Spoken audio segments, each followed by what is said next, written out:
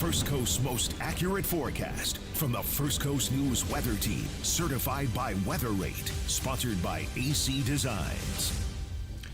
Good afternoon, good evening, hello to you. Hopefully you made it through this morning's first round of rain and storms, but unfortunately we are not done there. I'm meteorologist Ross Mumal. Welcome in, whether you're watching on First Coast News Plus, on YouTube, on Facebook, wherever you're at across the First Coast, or even across the country and just tuning in to watch some weather discussion here. Hopefully you've at least got the umbrella on hand because you needed it earlier this morning, and you certainly will as well here later tonight throughout the remainder of your Sunday evening. We have another kind of wave of rain and storms expected really over the next several hours, and especially then during the overnight period and even into Monday morning. So we had a weather impact alert in effect for the entirety of the day today. That remains in effect, but is also going to continue then, and it has been extended up until about 11 a.m. tomorrow morning. So worst of the rain and storms will wrap up around, I think, maybe 9 or so, but we still could see some lingering showers, especially along the coastline, up until about 11 a.m. tomorrow morning. So here is the latest that you've been watching on the radar. Things have been somewhat quiet over Jacksonville on the I-95 corridor here, at least for the last several hours, but you can see that next wave coming out of the northern Gulf, kind of from Panama City to Tallahassee, and then eventually really right along the state line just to the northwest of Columbia County. So this is all kind of riding right along a warm front. So that frontal boundary is providing some extra lift and juice for some of these storms to develop. You can see some of the lightning there. That'll often indicate when storms begin to intensify. You get a little bit more lightning, typically signifies a stronger storm. Less lightning means the storm is often weakening. And you'll kind of notice as the storms for the time being, they still have a lot, but as most of them get closer and closer to I-95 and the coastline, the lightning intensity does tend to die down a little bit. And you can also kind of see where that warm front is here just based on the wind direction. So, you know, in Jacksonville, St. Simons Island, Brunswick, where you got a northeast wind pretty stout there. So we are just to the north of the frontal boundary, whereas pretty much I-10 is kind of that dividing line. Lake City, right on the front, Valdosta and Waycross north of the front, Keystone Heights, Gainesville, so Union and Bradford County, and the southern half of Columbia County, all south of the warm front. Similar story for Clay and Putnam County there as well. St. John's, Flagler, also going to be kind of right on that line, if not just to the south of where that boundary currently lies. So main shower activity, at least around the metro, starting to just move offshore and kind of dwindling out. Next wave, though, making its way towards southeast Georgia. So the Suwannee Valley and especially the western part of the Okefenokee for, Charlton, Ware, Pierce counties, about to see some stronger storms and making their way toward you. Some of these have had a history of producing wind gusts anywhere from 35 to 40 miles per hour. So certainly not at the severe level, thankfully, but some of these still could cause some branches to come down here over about the next, 30 minutes to 60 minutes, at least for that area specifically. But besides the severe weather risk, which we'll get into here, other big key takeaway is going to just be the amount of rain we've already seen and will continue to see. So the National Weather Service still does have a flood watch in effect across a large swath of the First Coast with an additional 1 to 2, even 3 inches potentially on top of what we already saw here earlier this morning. So those poor drainage areas, those low-lying areas will certainly be susceptible to flooding. I think some minor road flooding will also be a concern, plus just ponding on the roadways. When I came into work here today, I came around Gator Boulevard right around Everbank, and there is a whole bunch of water laying on that southeast corner of the stadium. So similar instances of that could certainly be possible all across, up and down the First Coast. So just be mindful of that if you are planning on heading out or traveling anywhere here, either tonight or tomorrow morning, as the rain will likely continue there. And then we do just have one flood warning, and that's for the St. Mary's River, primarily up and along Baker County. So just keep that in mind. Minor flooding stages could be reached by about midday tomorrow. So just something else to keep in mind if you do happen to live in and along the St. Mary's River there in Baker and Charlton and even Nassau County. So these are some radar estimated rain totals here from earlier today. You can kind of see that main swath up across the Okefenokee. So kind of central Ware County, northern Charlton, and then across Camden County there in southeast Georgia. So places like Kingsland up to Woodbine, Folkston, north of the Hilliard area, and north of St. Mary's, picking up anywhere between about 1 to 2 inches of rain from this morning's round of storms. So things are already very saturated, very soggy up there.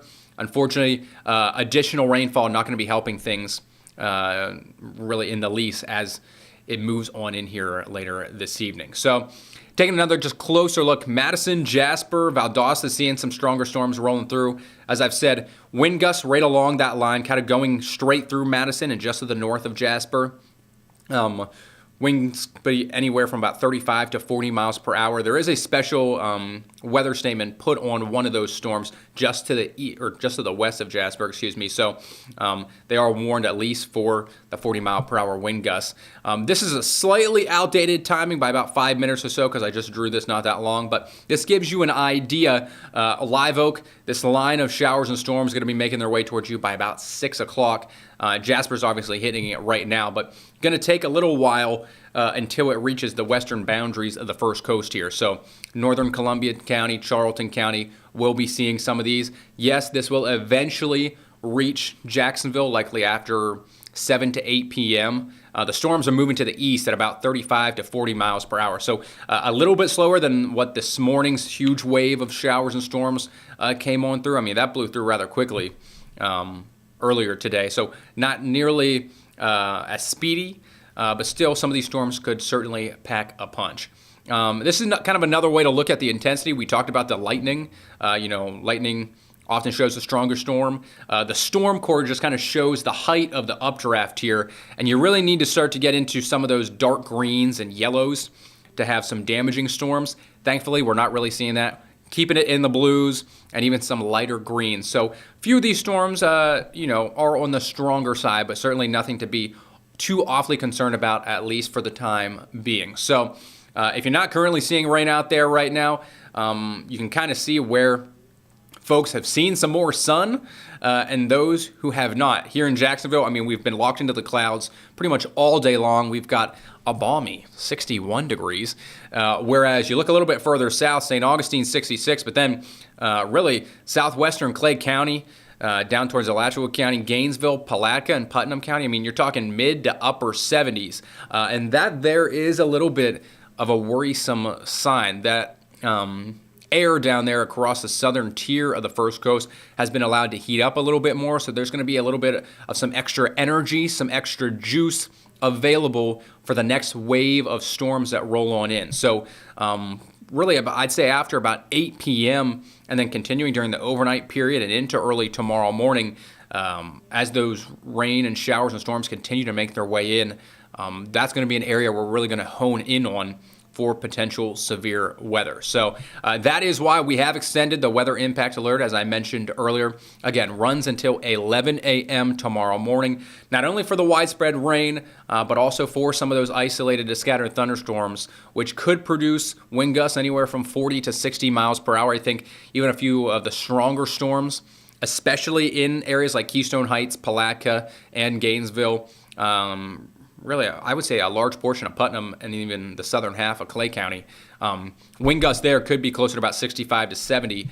And although we aren't expecting many, if any, tornadoes necessarily, I think one or two could certainly be possible.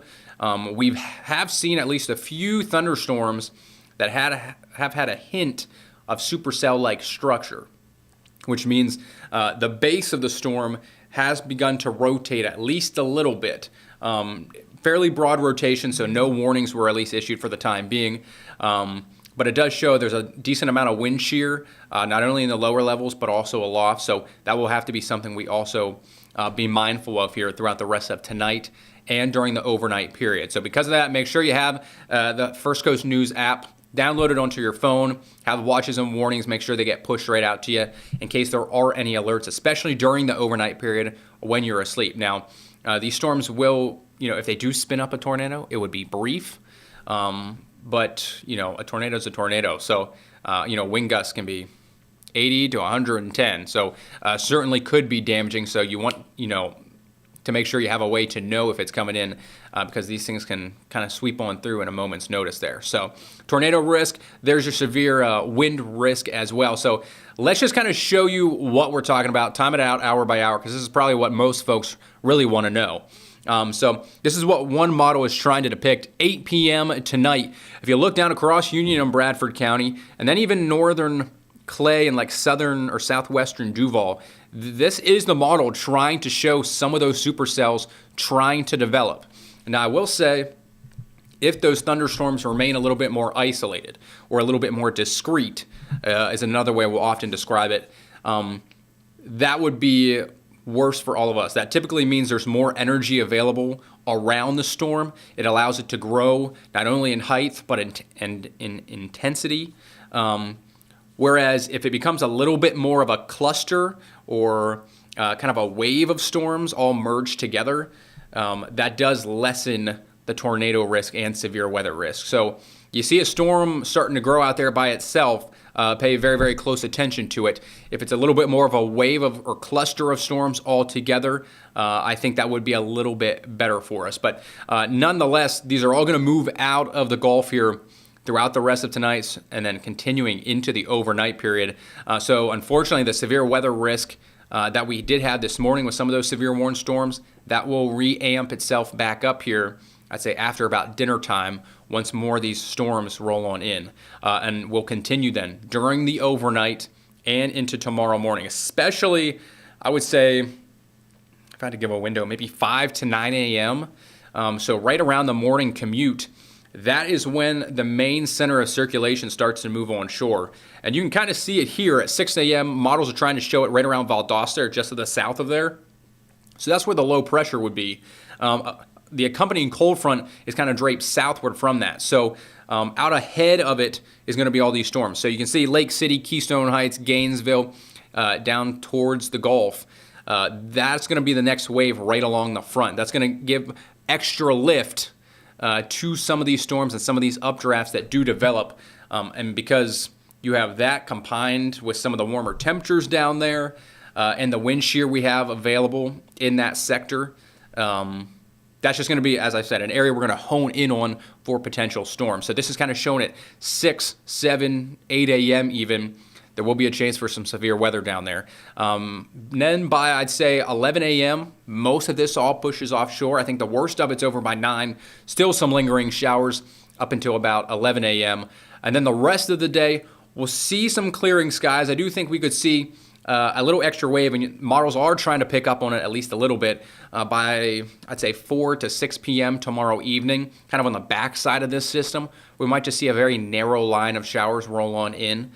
So it won't be a completely dry afternoon, but I think certainly much more so than it has or will be tomorrow morning. So a drier afternoon than the morning will be.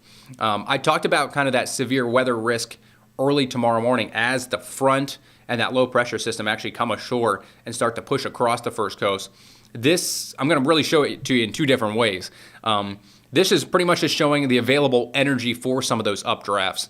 And it kind of has that area locked in now. It's moved ahead a little bit at 9:30, but nonetheless, I think it tells you the story. Southeast Georgia, you're probably going to be in the safe spot, whereas locations like St. John's, Clay, Putnam County, even Flagler County have a much better chance to see some severe weather because there's more energy available. Also, similar story here. Helicity instability is really just trying to show you how much rotation is in the air with some of those thunderstorms. So I'm going to play it again. You see the yellows and even some flashes of orange there. That could be not only some very strong wind gusts and some of the downbursts or downdrafts from some of these storms, but also the potential for some rotation within these storms as well. So I'll play it back here one more time so you can just take a quick look. Again, it's going to be kind of all south of I-10, Union, Bradford, Clay, St. John's, Putnam, Flagler County. That's going to be the area we're watching for, especially around the morning commute. So if you can, give yourself a little bit of some extra time out the door tomorrow morning, not only because the roads are going to be wet and it's going to be slick driving around, but also in the case of potentially hitting some stronger storms, rainfall rates will be higher, winds will be gusty.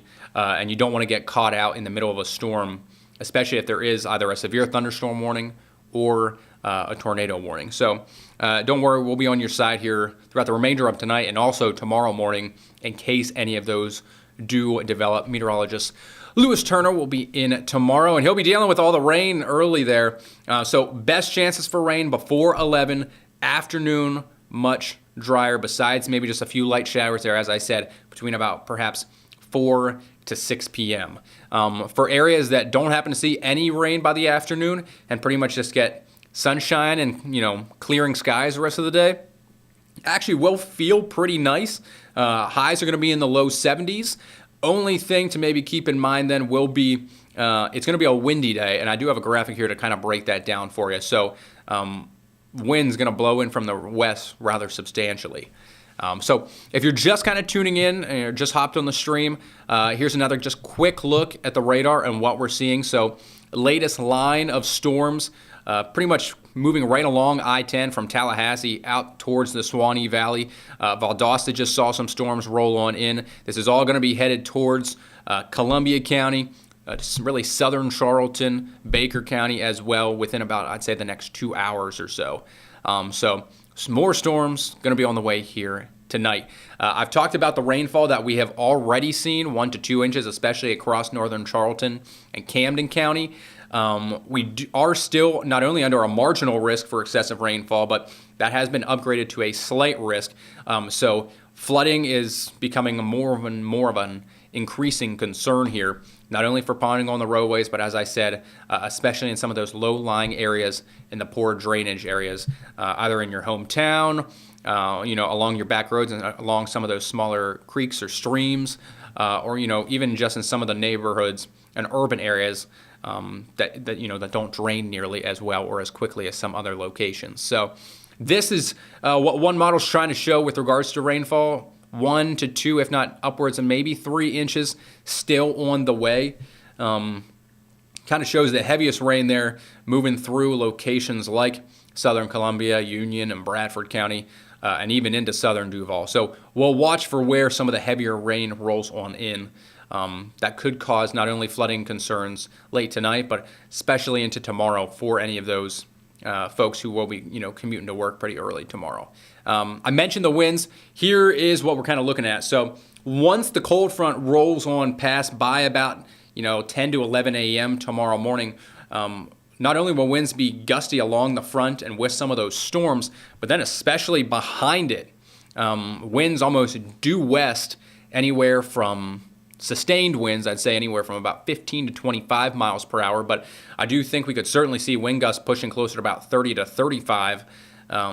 So a very windy afternoon. That will help to dry things. I will say that. You get a little bit of sunshine by the afternoon and gusty winds. Road surfaces will dry rather quickly. So if you can look for a silver lining in any of this, I guess that could be it. But another thing just to keep in mind, the ground going to be very wet, soggy, saturated. So if you have anything that has kind of some shallow roots or, just got planted, ground's going to be very, very wet. You get some gusty winds, a gust of 30 or 35. Don't be surprised if you see at least a few either weaker trees or older trees get blown over there tomorrow. So just something else to keep in mind. We're not expecting wind damage per se, but just, keep an eye out for that. If you have a tree that either you just planted or a real old tree, maybe a few branches come down or, a weak skinny tree might just get blown over. So keep that in mind. As I said, though, by the afternoon, a little bit more sunshine rolls on in, some warmer temperatures. And then even more so by Tuesday and Wednesday, huge ridge of high pressure moves in, and it is going to be a gorgeous kind of middle parts of the week. Highs on Tuesday, going to be in the mid-70s, so we continue to dry out there, even more so then by your hump day on Wednesday.